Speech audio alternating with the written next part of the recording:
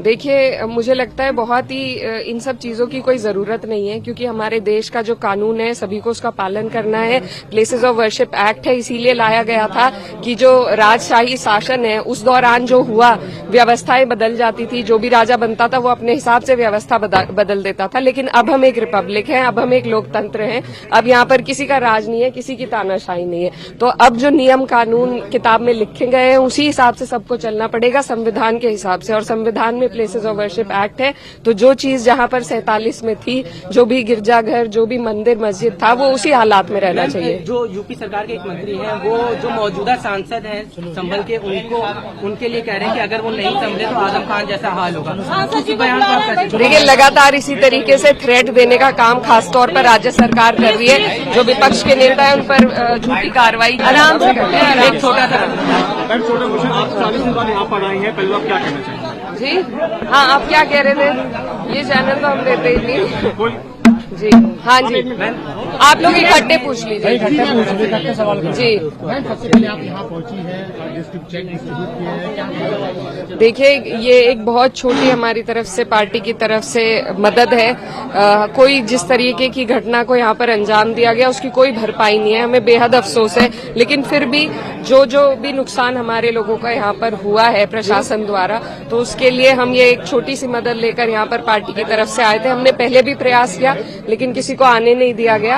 आज हम लोग यहाँ आए हैं, हम पीड़ित परिवार से मिले, उनसे बात करी और उनके दुख में शरीक होने का हमें आज मौका मिला।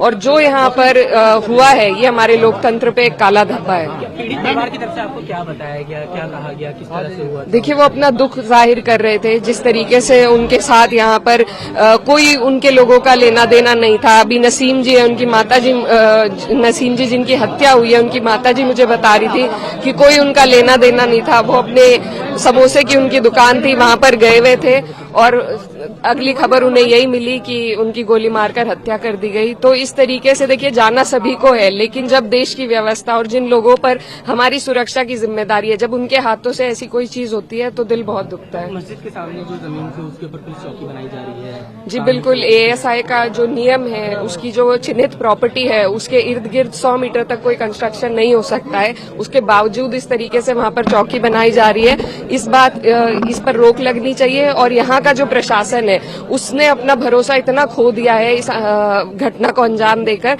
तो इसीलिए लोगों को आपत्ति है। इस तरह से बंद मंदिर मिले हैं यहाँ पे, कई कूप जो हैं और कुएं मिले हैं। लगातार इस तरह का अभियान जो अभी तक चल रहा है, तो इस अभियान को आप कैसे देखती हैं? देखिए, मुझे लगता है बहुत ही इन सब चीजों की कोई जरूरत नहीं है, क्योंकि हमारे देश का जो कानून है सभी को उसका पालन करना है। प्लेसेस ऑफ वर्शिप एक्ट है, इसीलिए लाया गया था कि जो राजशाही शासन है उस दौरान जो हुआ व्यवस्थाएं बदल जाती थी। जो भी राजा बनता था वो अपने हिसाब से व्यवस्था बदल देता था। लेकिन अब हम एक रिपब्लिक है, अब हम एक लोकतंत्र हैं। अब यहाँ पर किसी का राज नहीं है, किसी की तानाशाही नहीं है।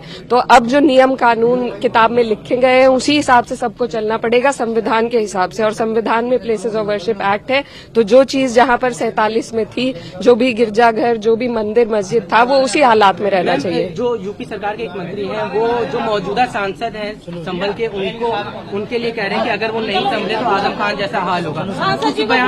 देखिए, लगातार इसी तरीके से थ्रेट देने का काम खासतौर पर राज्य सरकार कर रही है। जो विपक्ष के नेता है उन पर झूठी कार्रवाई की जा रही है, तो ये इनकी नीति रही है।